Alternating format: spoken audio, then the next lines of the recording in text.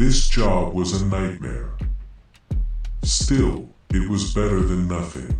I don't even remember where I found it anymore, but ever since I lost my job, this was pretty much my only option. Call center customer support, I think that already says enough. And as if that wasn't bad enough, this wasn't even a company call center. It was more like a general helpline. Random people calling in with random bullshit.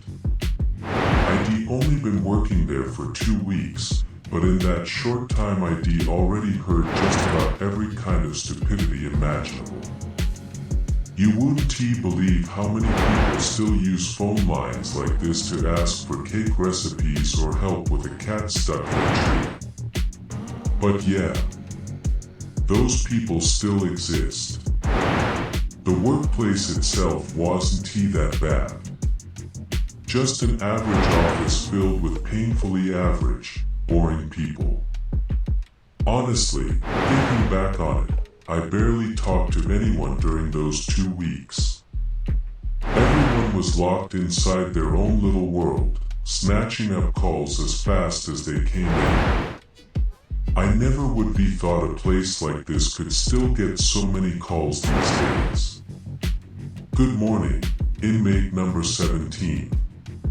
Ready to work? Adam, my boss, said as he walked up to my desk. The guy gave me chills. Especially with that stupid joke of his, calling me some kind of prisoner every single morning. He walked around the office like everyone else was a parasite, and he was graciously allowing us to stay alive. Morning, Adam, I said with a forced smile. Yeah. I'm ready. Fantastic, buddy, Adam said, slapping my back hard, masking his superiority with fake friendliness. But listen, Lucas, you had a little slip up yesterday, remember? Oh. I played dumb. Something wrong.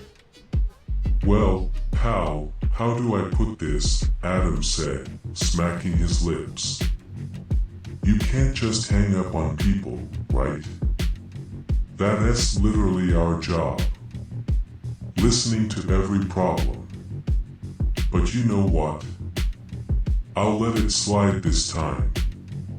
Just for you, because you're new. Now move it, inmate. Work guest waiting. Adam turned on his heel and walked away with that smug, self-important stride of his. Oh, and one more thing, Lucas, he said, turning back with a cheesy flourish of his suit jacket. You're on night shift starting next week. Your probation period is over. We need people at night. But Adam, no, but, Lucas. I've got things to do. With a single dismissive wave, Adam left the office like a man convinced he'd done a great job. Fucking asshole, I muttered under my breath. The co-workers around me didn't react at all. It was like they hadn't heard a word. They were already talking into their headsets, taking calls like nothing had happened. As usual, the weekend flew by way too fast. And like so many other times, I barely noticed it ending until I suddenly found myself heading back to the office on a Monday night. I had exactly one hope going into the night shift, that fucking asshole Adam wouldn't be there. At least, that's what I told myself. The moment I stepped into the massive office, that last bit of hope evaporated. Good evening, inmate number 86, Adam grinned right into my face, clutching a mug of coffee. So how are we feeling about your first night shift? Well, I'm a little tired, I said, trying to sound friendly. But I'm curious to see how the night goes. Ha! Adam laughed, completely fake. It's gonna be great, buddy. Now get to your station, the shift is about to start. I walked past Adam toward my desk, rolling my eyes. I could feel him staring at me, that huge, condescending grin plastered on his face as I dragged myself over to my chair. That's when I noticed something was off. My desk, my usual spot, was already taken. A hunched over, skinny old man with glasses was sitting there. It was hard to tell whether he was asleep or just deeply lost in thought. I didn't know what to do, so I just walked up next to him, hoping he'd notice me. Walter. Adam barked almost immediately. You're in the wrong seat, old man. Huh? What? The old guy jolted awake. Who? Where? Excuse me, I said gently. I think this is my spot. Oh, right, the old man said, looking around, embarrassed. I sat one desk over. Sorry. Walter grabbed his ancient leather briefcase with the metal clasps and shuffled over one seat as fast as his age would allow. Old bastard, Adam muttered behind us, just loud enough to hear.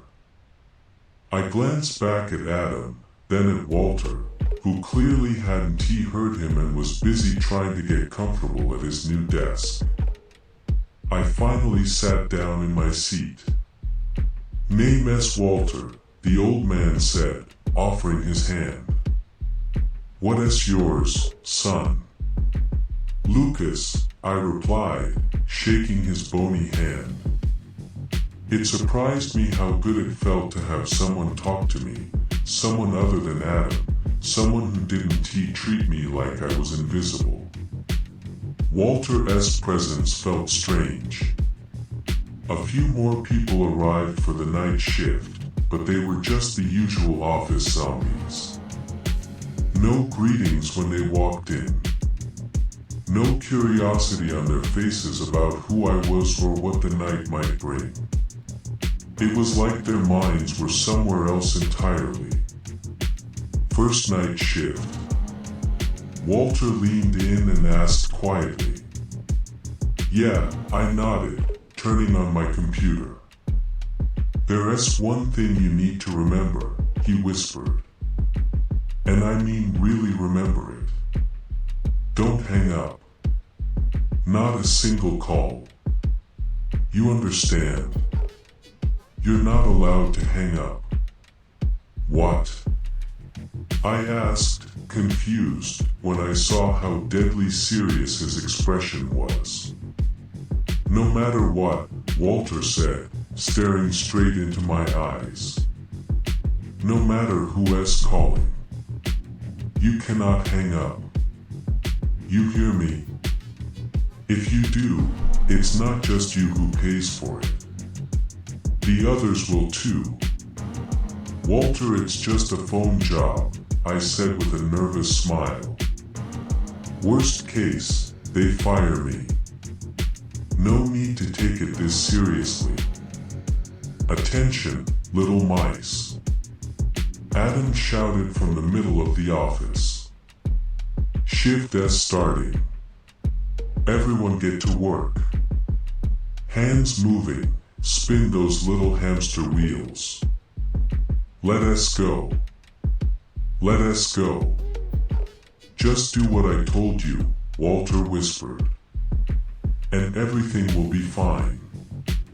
I kept smiling awkwardly, then put the headset on. Time to work, just like the gloriously rotten Adam had ordered. I had barely put the headset on when the first call came through. Hello, this is Lucas. How can I help you tonight? I said automatically as the line connected. What I didn't expect was complete silence. As if no one was on the other end at all. I glanced around, confused, half expecting someone to be messing with me. But nothing happened. I just waited. As uncomfortable as those long seconds of silence were, I still preferred them to listening to some old woman explain why her toenail had fallen off. "Hello? Is anyone there?" I asked, bored more than concerned. "Hee," came the sound from the other end. A childish giggle. Like a little girl trying, and failing, to hold back laughter. Hi," I said slowly. "Who am I speaking with? Can I help you with something?" Silence again. I couldn't even hear breathing on the line. Nothing at all. I leaned back in my chair and glanced over at Walter. The old man was deep into a call, talking non-stop. Hee, came another sound, this time clearly both a boy and a girl. "All right, goodbye," I snapped, already reaching for the button to disconnect the call. A hand suddenly clamped down on my shoulder. I hadn't seen him approach. I would be sworn he hadn't been there a second earlier. Adam was standing next to me, wearing that fake, friendly smile, squeezing my shoulder just a little too hard. "Adam, they're just kids messing with me," I said, pulling the headset off. Adam's face went completely blank in an instant. "This is your job. I told you not to hang up. I stopped you in time. You listened to them. End of discussion." Then, like a king surveying his domain, he walked away. I watched him nervously as he patrolled the desks like a prison guard, that disgusting, smug grin never leaving his face. "I'm here, kids. How can I help you?" I forced myself to say, putting the headset back on. Hee, the girl giggled again. "So what is it?" I muttered it.